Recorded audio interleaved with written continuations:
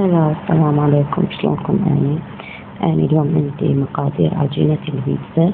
راح تكون 3 قلاصات طحين، قلاص مي، نخلي بيه ملعقة خميرة كبيرة، نخلي نص قلاص دهن، بيضة ورشة ملح خفيفة، ونخلط المكونات مع بعضها ونعجنها، وراح تعطينا عجينة كلش هشة وحلوة. راح نسوي منها البيتزا. هلا، السلام عليكم. طيب، بعد ما تركنا العجينة لمدة ساعة تقريبا، راح نفتح العجينة بهذا الشكل اللي تشوفونه. فتحنا العجينة، كملناها، راح ننزل عليها الصلصة.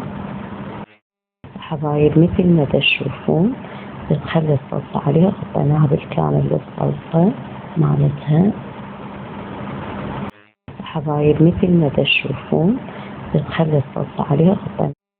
حبايب، بهاي المرحلة راح نخلي الحشوة مالتها بالكامل، نغطيها بالحشوة مالتها، وننزل عليها شوية فلفل بارد مفروم ناعم، وبعدين ننزل فوقها زيتون مقطع مالت البيتزا، ونخليها بالفرن لمدة هيك 5 دقائق أو 10 دقائق، شوية من فوق على مود شوية يجمد العجين مالت تبقى عجينة، وندب عليها، نطلعها من الفرن وندب عليها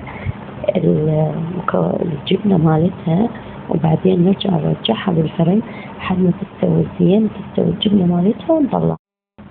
هسه راح ننزل الحشوة مالتها مثل ما قلت لكم. هسه نزلت الحشوة مالتها كلها، حطيت بالوجه مالتها فلفل أخضر مفروم ناعم، حطيت الزيتون، راح أدخلها للفرن.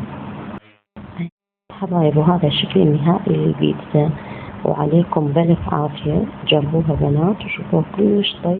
حبايب، بعد ما تركنا العجينة لمدة ساعة تقريبا، راح نفتح العجينة بهذا الشكل اللي تشوفونه. فتحنا العجينة، كملناها، راح ننزل عليها الصلصة. حبايب، مثل ما تشوفون بنخلي الصلصة عليها، غطيناها بالكامل بالصلصة مالتها. حبايب، مثل ما تشوفون بنخلي الصلصة عليها، غطيناها. حبايب، بهاي المرحلة راح نخلي الحشوة مالتها بالكامل، نغطيها بالحشوة مالتها، وننزل عليها شوية فلفل بارد مفروم ناعم، وبعدين ننزل فوقها زيتون مقطع مالت البيتزا، ونخليها بالفرن لمدة هيك 5 دقائق أو 10 دقائق، شوية من فوق على مود شوية يجمد العجين مالت تبقى عجينة، وندب عليها، نطلعها من الفرن وندب عليها الجبنة مالتها، وبعدين نرجعها بالفرن لحد ما تستوي زين، تستوي الجبنة مالتها ونطلعها.